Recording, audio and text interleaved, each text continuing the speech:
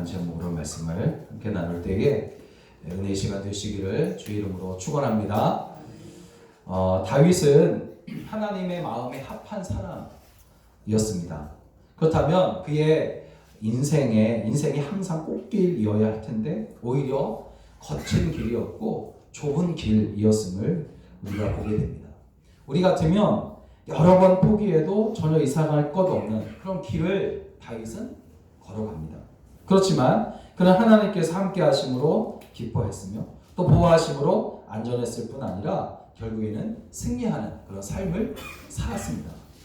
오늘 본문 4절과 5절에서도 다윗은 사망의 줄, 불의의 창수, 스올의 줄, 사망의 올무와 같은 어마무시한 그런 표현들을 자기 자신에게 쓰면서 도무지 내 힘으로는 이런 어려운 상황에서 빠져나갈 힘이 내게는 없다. 절망적인 상황에 대해서 설명을 하고 있습니다. 그러나 이토록 강력한 힘을 가지고 사방에서 위협하고 달려드는 그런 원수들의 세력 앞에서도 다윗은 믿음을 끝까지 지킴으로 넉넉히 승리하고 당당하게 설 수 있었다고 그는 고백합니다. 그러면 다윗이 그처럼 강한 원수들을 이기고 승리할 수 있었던 힘은 어디에서부터 비롯된 것일까? 라는 겁니다. 다윗으로 하여금 승리할 수 있도록 한 힘은 자기 곁에 많은 그런 용사가 있고 막강한 무기가 있어서가 아니었다는 것을 우리는 알고 있어요. 모든 불의한 원수들을 넉넉히 이길 수 있었던 것은 오직 한 분 하나님께서 늘 함께 계셨고 그는 또한 함께 계심을 믿었기 때문입니다. 여러분, 하나님 한 분만 우리 곁에 계시고 우리가 그분을 의지하기만 하면 우리는 어떤 불의한 세력도 넉넉하게 이기고 승리하게 되는 줄로 믿습니다. 여호수아와 갈렙의 이야기는 아주 유명한데 이 여호수아와 갈렙은 이 진리를 정확하게 이해하고 있었어요. 그들이 가야 할 길에는 하나님의 약속과 축복이 있기도 했지만 그들이 싸워야 할 장대한 가나안 족속들이 있었습니다. 그리고 가나안 족속들이 거주하는 성은 크고 견고했으며 또 그들이 사용하고 있는 무기 역시 이스라엘의 무기와는 비교할 수 없을 정도로 강했어요.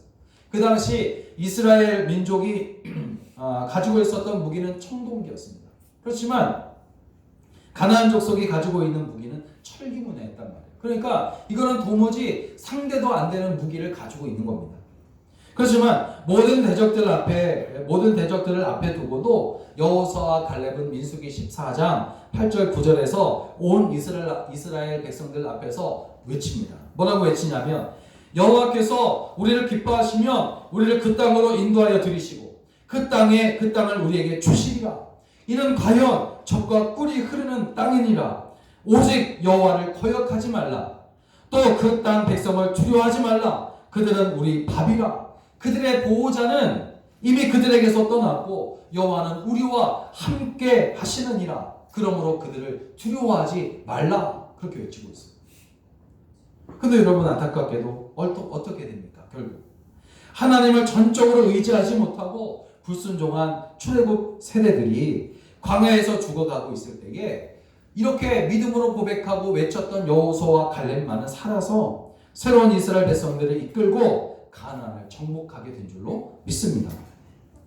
여러분, 다윗 시대가 그리했던 것처럼 오늘 우리 성도들이 살아가는 이 세상에도 정말 온갖 불의와 사악함 그리고 강한 힘과 권력으로 성도들을 공격하는 그런 악한 세력들이 얼마든지 있단 말이에요. 그러나 다윗이 하나님을 의지함으로 말미암아 결국 이 모든 어려움으로부터 구원받고 승리할 수 있었던 것처럼 오늘 성도들 역시 하나님만 의지하면 모든 악한 세력으로부터 구원받고 승리하며 모든 이해하지 못하는 것들로 인하여 고통당하며 아파한다 할지라도 우리 하나님만을 의지하게 되면 그 모든 것에서 우리를 건지심으로 우리를 평안하게 하시고 문제가 문제되지 않도록 그렇게 만드시는 줄로 믿으시기 바랍니다. 사도 바울은 로마서 8장 35절에서 누가 우리를 그리스도의 사랑에서 끊으리요?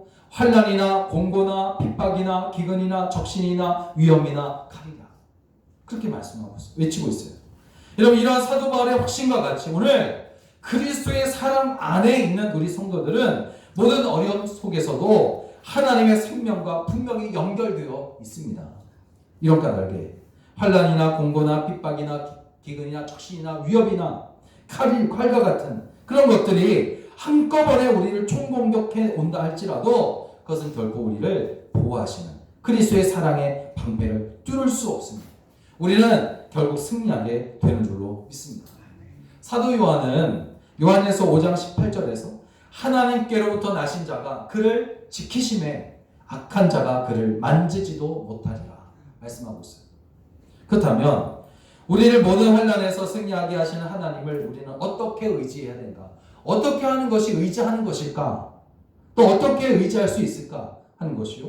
또 의지하는 하나님은 우리에게 어떻게 섭리하시고 그 하나님은 어떤 분이신가? 이렇게 세 가지로 말씀을 나눠서 함께 은혜를 나누길 원합니다.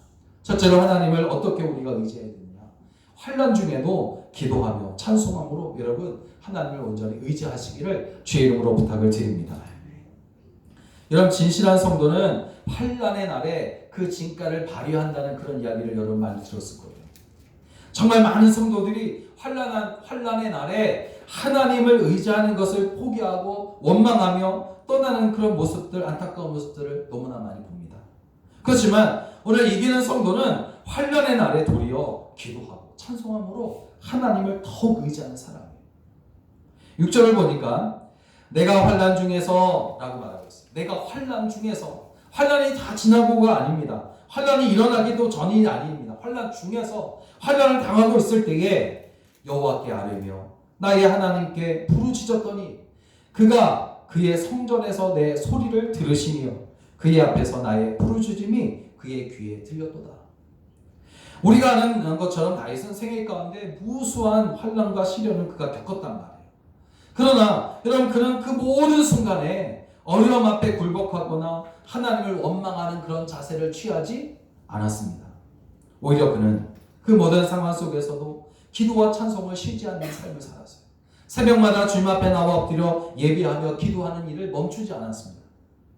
우리가 아는 것처럼 다윗의 시 가운데 대부분은 다윗이 평안할 때보다 쫓겨 도피 중에 있을 때나 혹은 이해할 수 없는 일을 만나거나 고난과 위기 가운데 처해 있을 때 지은 것들이 거의 대부분이에요. 아니면 아예 100%일 겁니다. 이 모든 사실들을 통해서 진실한 성도는 환난과 시련 중에 도리어 하나님께 부르짖으며 찬양한다는 것을 알 수 있습니다. 여러분 욥을 보세요. 욥기서를 보면 욥이 나오는데 욥에 대한 이야기인데 그는 자기가 가진 소유와 재산, 자녀와 가정 그 모든 것들을 하루아침에 다 잃어버리는 혹독한 시련을 겪게 됩니다. 그렇지만 욥기서 1장 21절을 보면 그 상황 속에서도 그는 아주 위대한 고백을 하는데 내가 모태에서 알몸으로 나왔사온즉 또한 알몸이 그리로 돌아올지라 주신 이도 여호와시요 거두신 이도 여호와시니 여호와의 이름이 찬송을 받으실지어다. 그가 그렇게 찬송하잖아요. 또 사도 바울은 2차 전도 여행, 선교 여행을 소아시아로 가기를 원했지 않습니까? 그런데 성령의 인도하심으로 인해서 소아시아가 아니라 유럽으로 떠난단 말이에요. 유럽으로 향하게 되는데 하나님의 뜻을 따라 들어갔던 유럽의 첫 번째 도시인 빌립보에서 복음을 전하던 중에 바울은 귀신 들린 한 여인을 고쳐줍니다. 그랬더니 그 귀신 들린 여인을 데리고 점을 쳐서 먹고 사는 그 사람들이 많단 말이에요. 그 사람들이 이제 사도 바울을 고발하지 않습니까? 자신의 유익이 이제 없어졌으니까 이 여인이 귀신에서 해방되었음으로 인해서 이제 점을 못 치게 되니까 이 사람들이 이 사도 바울을 고발한단 말이에요. 그러니까 단지 그 여인을 고쳐주었다는 이유 때문에 그런 매를 맞고 사도 바울은 매를 맞고 옥에 갇히는 그런 억울한 고난을 겪어야만 합니다. 그러나 그는 그 고통 중에서도 원망하거나 낙망하지 않잖아요. 사도행전 16장에 보니까 도리어 옥에 갇힌 채 고난 중에서 하나님 앞에 더 크게 기도하고 부르짖어 기도하고 찬송하는 것을 멈추지 않아요. 밤새 찬송하고 기도합니다. 그랬더니 결국 그 찬송과 기도가 빌립보 감옥의 옥문을 여는 겁니다. 그리고 그 옥문을 열리듯이 그 문을 지키던 간수장의 마음도 열어주신 거예요. 하나님께서. 그것이 바로 빌립보 도시의 복음의 열매가 된 줄로 믿습니다. 여러분 이를 통해서 하나님은 고통 중에도 감사와 찬송을 올려드리는 성도들의 그 시련과 고통을 풍성한 축복으로 바꿔주심을 우리는 알 수 있어요. 그렇다면 이들이 이렇게 고통 중에서도 원망하거나 불평하지 않고 하나님을 찬양할 수 있었던 이유가 무엇이었겠어요?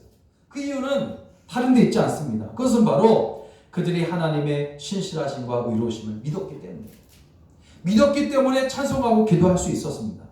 그 고통의 순간이 길든 짧든 하나님의 의로운 손으로 자신들을 반드시 구원하실 것을 믿었습니다.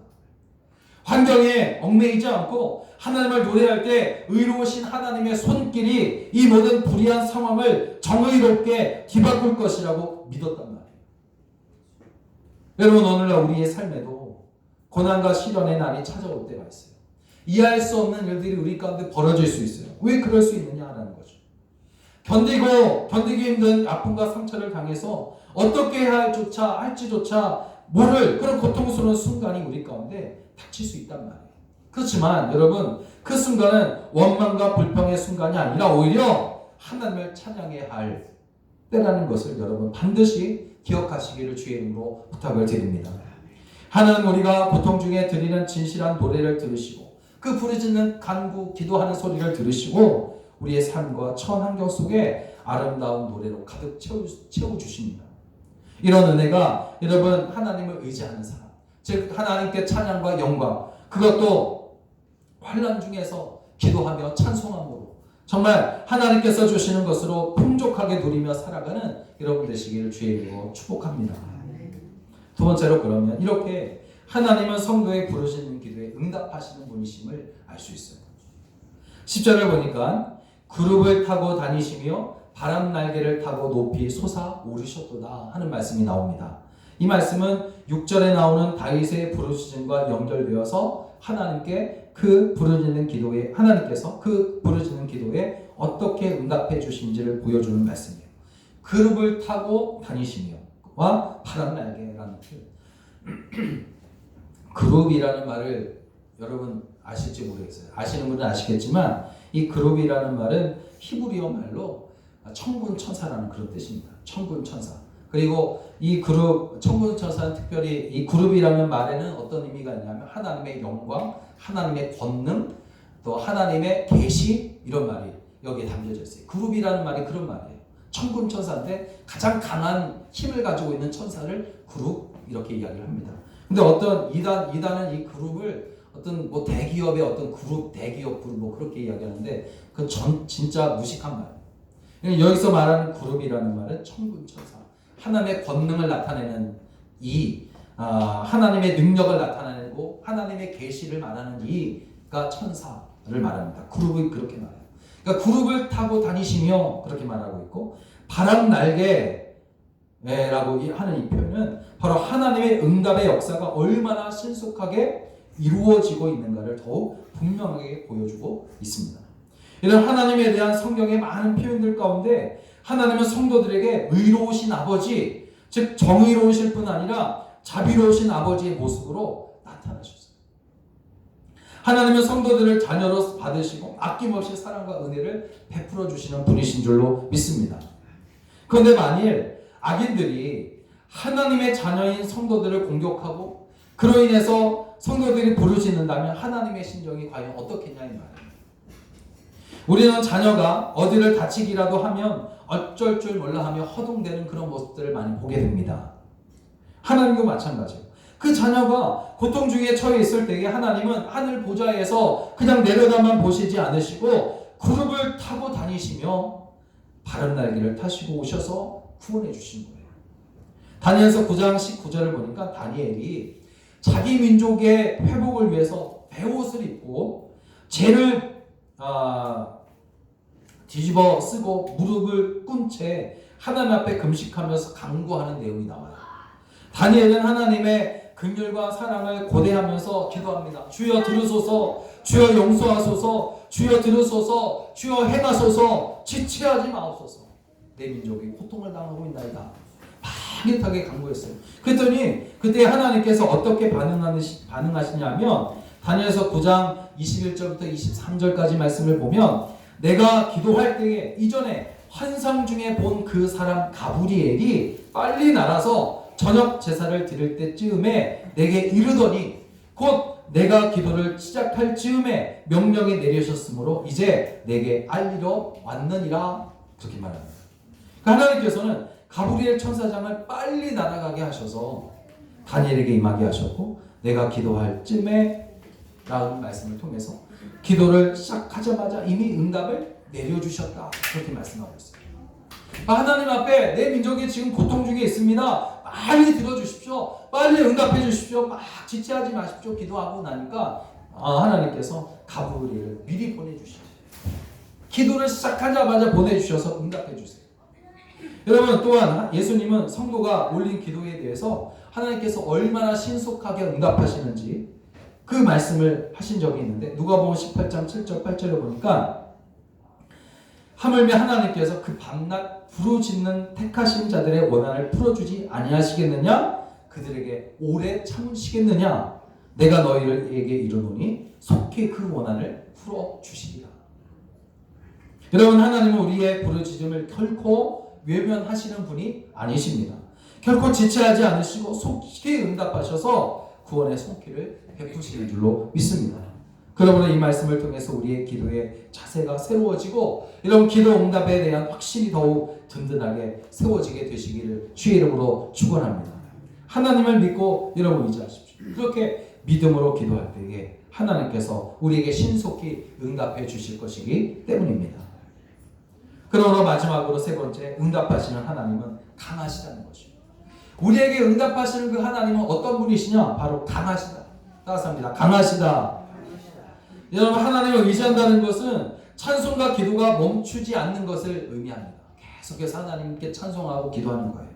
그것도 환난을 만났을 때, 환난 중에서 더욱 그렇게 하는 겁니다. 그것이 하나님을 의지하는 거예요. 놀라운 사실은 하나님을 의지하기 위해서 기도했더니 구하는 것과 또 구하지 않은 것까지도 신속하게 응답하여 주신다는 사실이에요. 그렇다면 하나님은 누구이시기에 우리에게 응답하시되 신속하면서도 풍족하게 풍성하게 응답하실까? 17절을 보면 다윗은 하나님이 자기를 그 대적들의 손으로부터 구원해 주신 사실을 두고 이렇게 고백합니다. 17절에 나를 강한 원수와 미워하는 자에게서 건지셨으며 그들은 나보다 힘이 세기 때문이로다.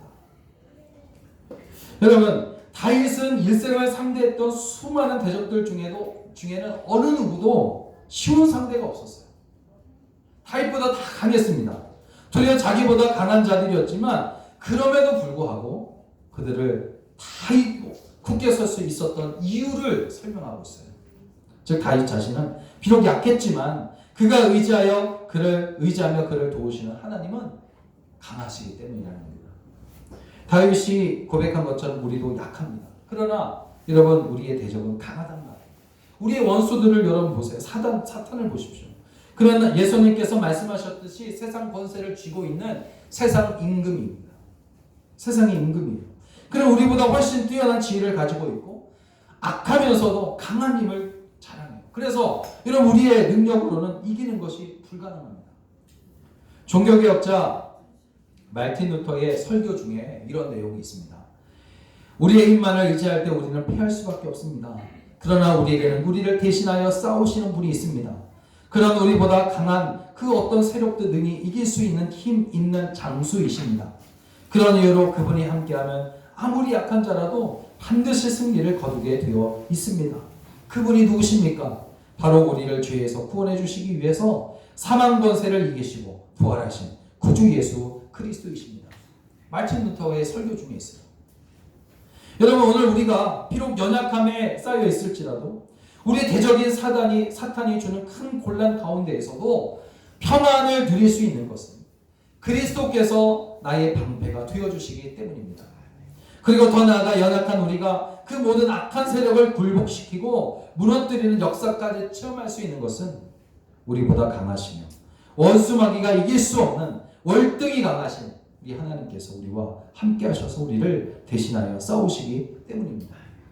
가진 것이라고는 양을 돌볼 때 사용했던 지팡이 하나밖에 없던 모세가 애굽의 왕 바로를 이길 수 있었던 것은 하나님의 능력 때문이었고, 항아리와 횃불밖에 없는 기도원과 그의 300용사가 메뚜기의 중다음 같고 해변의 모래와 같은 미디안 군대를 이길 수 있었던 것도 하나님의 능력의 오른팔이 함께 했기에 가능했습니다.